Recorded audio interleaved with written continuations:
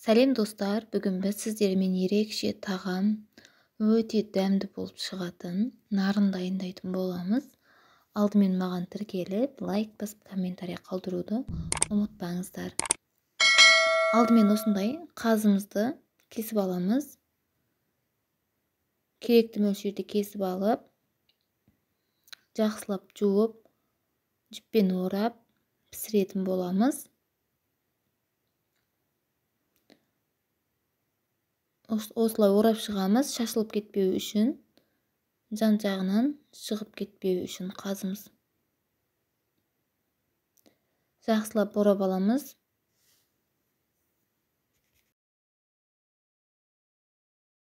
Көріп тұрғандарыңыздай орап алдық. Енді етімізді алатын боламыз.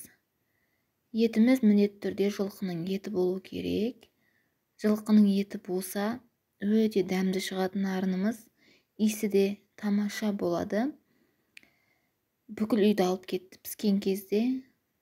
Осылай қазанымызға су құйып, қайнататын боламыз.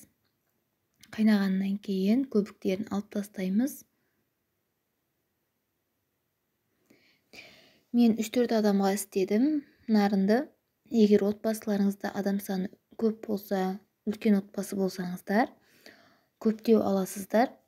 Енді қайнағаннан кейін астыны бәсеңдетіп газды, қақпағын жауып, 1-2 сағатта жұмсақ піскенше қайнататын боламыз. Енді қамырымызды илеп аламыз. Ұнымызға тұз салып, су құйып, жақсылап араластырамыз. Жұмыртқа салсаңыздар да болады. Әдемі шығады, езілмей. Мен жұмыртқа қоспадым. Жақсылап қаттылау етіп қамыр илеп аламыз.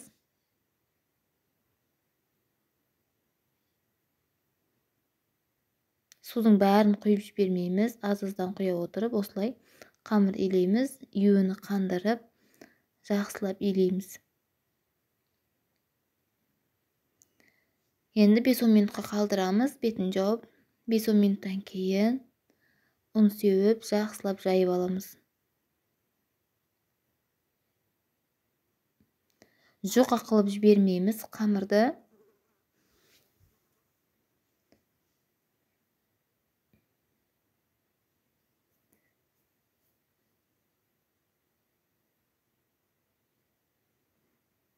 Міндетті түрде істеп көріңіздер, өте әдемі, өте дәмді, иісі де керемет болады. Осылай қамырдың екі шетін баса отырып, салмақ түсірмей жайып аламыз.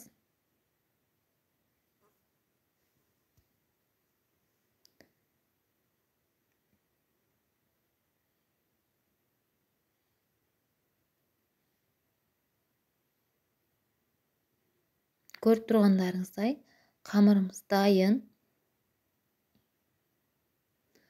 Шіле қалың емес, шіле жұқа емес, орташа етіп жайып алатын боламыз. Оған дейін қазанымызға су құйып, суымыз қайнағаннан кейін қамырымызды салатын боламыз. Қамырымызды үлкен-үлкен етіп кесеміз. Енді араластырып, жабысып қалмау үшін қақпағын жауып, қайнағанын күтеміз. Қайнағаннан 1-2 минут қайнағаннан кейін алатын боламыз. Ал қазымыз қайнаған суды, етіміз қайнаған суды бір ыдысқа алып қоятын боламыз.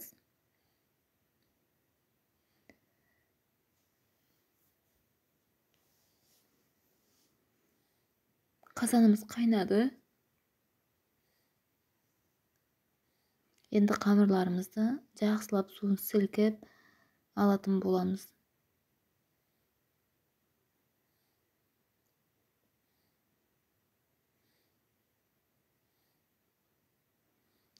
Енді оны жайып аламыз. Қамырымыз жабысып қалмау үшін жайып алып суытамыз. Суығаннан кейін осындай дастарханның үстіне, мата дастарханның үстіне жайып шығамыз, суы кебу үшін, суын өзіне сорып алу үшін.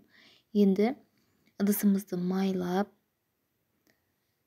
қамырымызды ретпен орналастырып шығамыз. Жақсылап майлаймыз, жабысып қалмау керек. Жақсылап майлап, бірін кетін видеодағыдай етіп орналастырып шығамыз.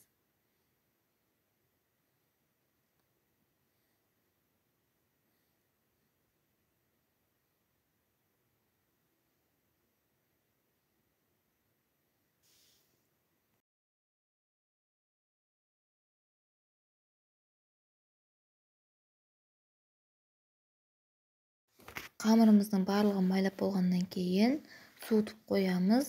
Майы өзіне сіңу үшін 3-4 сағатқа. Қазымызды, етімізді ыдысымызға алып аламыз.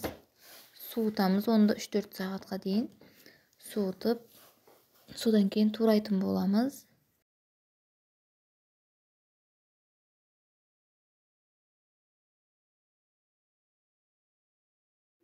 Енді суығаннан кейін қамырымызды турап аламыз. Осында видеодағыдай етіп, жұқа етіп, барлығын турап аламыз.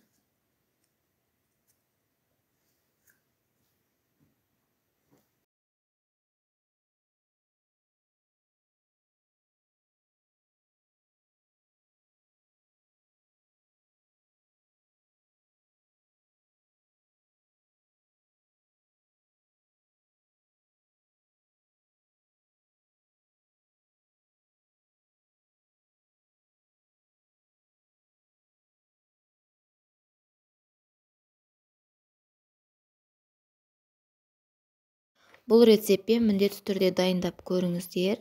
Баршаңыздың көңіліңізден шығады деген ойдамын. Отбасыңызда барлығына ұнайды. Міндетті түрде дайындап көріңіздер. Өте дәмді шығады. Қамырымызды турап болғаннан кейін енді сәбізімізді турайтын боламыз. Бір сәбіз қостым, әдемі көрінеді, әрі дәм беретін болады. Сәбізімізді турап болғаннан кейін енді етімізді, қазымызды турап аламыз. Видеодағыдай етіп, 4 бұрышты етіп турап аламыз барлығын.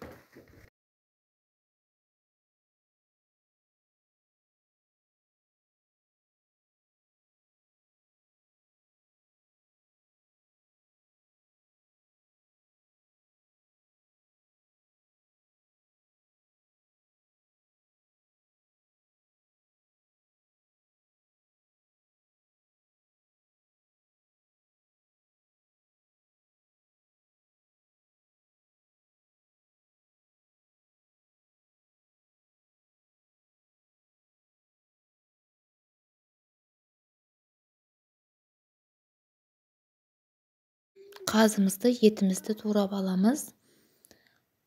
Иісінің өзі адамның тәбетін ашады. Міндетті түрде дайындап көріңіздер. Егер де рецепттерім ұнаса, маған тіркеліп, лайк басып, өз ойларыңызды, пікірлеріңізді комментарий арқылы жазып кетіңіздер.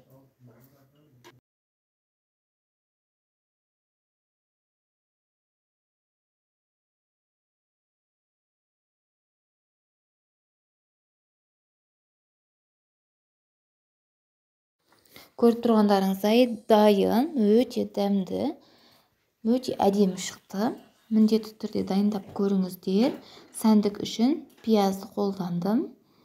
Отбасыларыңызға осындай күйінде ұсынсаңыздар да болады. Немесе қазы, ет піскен сорпасына салып жесеңіздер де өте дәмді шығады. Екі әдіспен де ұсынсаңыздар болады, қалауыңызға байланысты. Міндетті түрде дайындап көріңіздер. Рецепттерім ұнаса маған тіркеліп, лайк басып, комментарий қалдыруды ұмытпаңыздар. Видеомды соңына дейін көріп, қолдағандарыңыз үшін рахмет. Алдағы уақытта басқа да рецепттер шығаратын боламын.